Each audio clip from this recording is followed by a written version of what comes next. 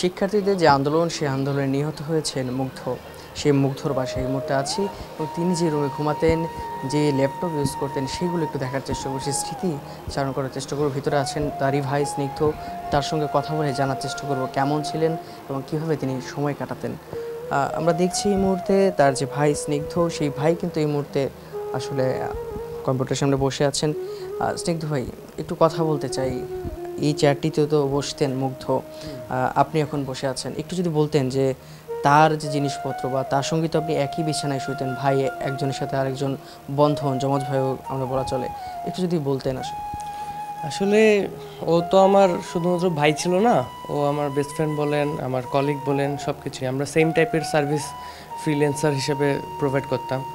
তো আমরা দেখা যেত সারা রাত ধরে আমরা আমি এই ডেস্কে বসে আমরা কাজ করতাম, আর সকালে ফজর আজানের পর ঘুমাতে যেতাম। ইউজুয়ালি আমরা এই বিছানাটা ইউজ করতাম। এখানে এই পাশে ঘুমাতো মুগ্ধ আর এই পাশে ঘুমাইতাম আমি।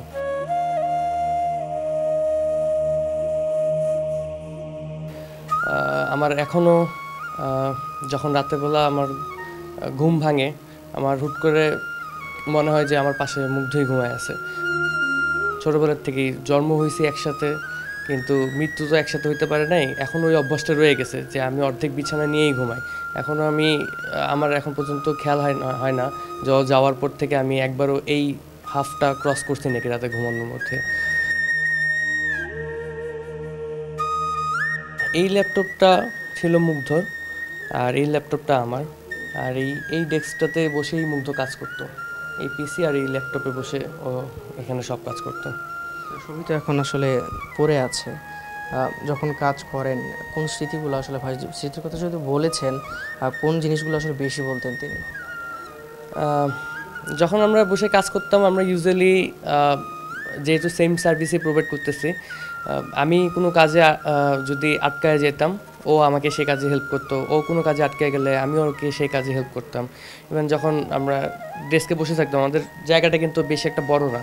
যখন আমি টায়ার্ড হয়ে যেতাম, পিছনে হেলান দিতাম, তখন পিছনে ওর ঘাড়ের উপর যে পড়তাম। ও যখন হেলান দিত তখন আমার ঘাড়ের উপরে এসে পড়তো। তো এই মেমোরিগুলোই আমার সবসময় চেরিশ করে, যে আমি রাতে কাজ করার সময় স্পেশালি আমাদের সারাদিন অত কথা হতো না। যখন আমরা আড্ডা দিতে যেতাম তখন কথা হতো, আর রাতের বেলা স্পেশালি আমি ওর সাথে পার্সোনাল টাইমটা স্পেন্ড করতে পারতাম, লাইফের সব কিছু নিয়ে ডিসকাস করতে পারতাম। তার খুব ইচ্ছা ছিল ও নিউজিল্যান্ড অথবা সুইজারল্যান্ডে হায়ার স্টাডিজের জন্য যাবে। বিউপিতে মাস্টার্স কমপ্লিট করার পরই ও এটার প্রিপারেশনও নিচ্ছিল, অলরেডি আইএলস করতেছিল মেন্টোস থেকে। বাট এই স্বপ্ন আর পূরণ করা হয়নি। আর ওর এটা খুব বড় ড্রিম ছিল যে ও সুইজারল্যান্ডে যদি যেতে পারে, সেখানে ইউরোপের 29টা কান্ট্রির অ্যাক্সেস ফ্রি, সেখানে বাইক নিয়ে 29টা কান্ট্রিতেই ট্রাভেল করার ইচ্ছা ছিল, যেমনটা বাংলাদেশের প্রত্যেকটা ডিস্ট্রিক্ট ওর করার ইচ্ছা ছিল। আমার স্বপ্ন আছেই, এখন ওর স্বপ্ন আলাদা করে আমার ঘাড়ে আসছে।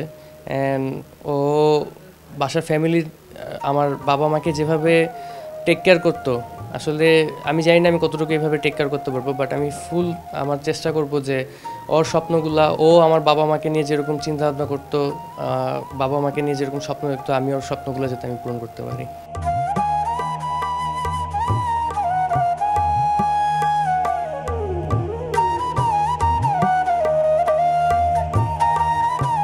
আমি যদি বলি, ও একটা ফ্রি বার্ড ছিল। ও যখন যেখানে মন চেত সেখানেই দৌড় দিত, যখন মন চেত ট্যুর দেওয়ার কথা তখনই দৌড় দিত। সো চাকরিটা এমন একটা জিনিস যেটা আমরা দুই ভাই সবসময় অ্যাভয়েড করছি, কারণ আমরা চাই না যে কোনো একটা জায়গায় আটকায় থাকতে। আমরা যাতে বিভিন্ন জায়গায় আমাদের নিজেদের ইচ্ছা মতো আমরা ফ্রি মুভমেন্ট করতে পারি, এবং কারোর অধীনে আসলে আমাদের থাকার মেন্টালিটিটাও ছিল না। ছোটোবেলার থেকে আমরা সেভাবেই গ্রো আপ হয়েছি, অ্যান্ড সেভাবেই আমরা আগাচ্ছিলাম যে আমরা কারোর অধীনে থাকবো না, আমরা আমাদের মতন ফ্রিভাবে আমরা আমাদের কাজ করবো, অ্যান্ড আমরা ওয়ার্ল্ড এক্সপ্লোর করবো। ও সবসময় আমাকে বলতো যে একদিন আমি ফেমাস হব, অ্যান্ড একদিন আমাদের মীর বংশের নাম উজ্জ্বল করব। বাট আজকে লিটারেলি পুরো দেশবাসী ওর জন্য দোয়া করতেছে, ওর জন্য কান্না করতেছে।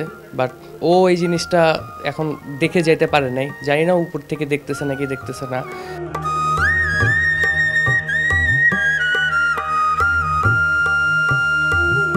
বাট ওর ড্রিম ফুলফিল করছে অ্যান্ড ও ও ড্রিম ফুলফিল করছে অ্যান্ড ও আমাদের সবাইকে প্রাউড ফিল করে দিয়েই তারপর আল্লাহর কাছে গেছে।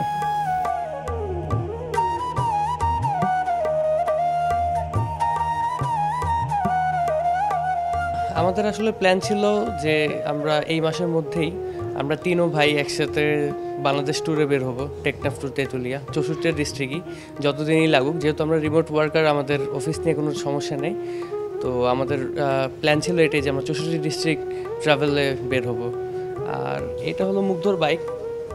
এই বাইকটা মুগ্ধর খুব হার্টের কাছাকাছি ছিল। ও এই বাইকটার নাম দিয়েছিল বাম্বলবি। আমার একটা ঘটনা মনে পড়ে, আমি মাঝখান দিয়ে ওর থেকে এই বাইকটা কিনতে চেয়েছিলাম, তো ও আমাকে বলছিল যে আমি আমার বাম্বলবি কখনো সেল করবো না, কারণ এই বাম্বলবি দিয়ে আমি সবগুলো ডিস্ট্রিক্টে ঘুরে বেড়াইছি অ্যান্ড 64 ডিস্ট্রিক্টে আমি এই বাম্বলবির সাথে আমার ছবি রাখতে চাই। আমি লাগলে নতুন বাইক কিনবো, তারপরও এই বাইক আমি রেখে দিব। এরকম এতটা ক্লোজ ছিল এই বাইকটা ওর হার্টের। আমার যেহেতু পাসপোর্ট ইতালি এমবেসিতে জমা দেওয়া, আমাদের প্ল্যান ছিল আমার পাসপোর্টটা আমি হাতে পেলে আমরা ইন্ডিয়ান ভিসা লাগাবো, আমরা তিনও ভাই, অ্যান্ড ইন্ডিয়ান ভিসা লাগিয়ে আমরা লাদাখ ট্যুর দিব। আর এখন এই মাসে আমাদের প্ল্যান ছিল যে আমরা উত্তরবঙ্গ দিয়ে শুরু করব, আগে উত্তরবঙ্গ কভার করব, তারপর আস্তে আস্তে বিভিন্ন বঙ্গগুলা কভার করব, বাট সেই প্ল্যান আর বাস্তবায়ন হলো না।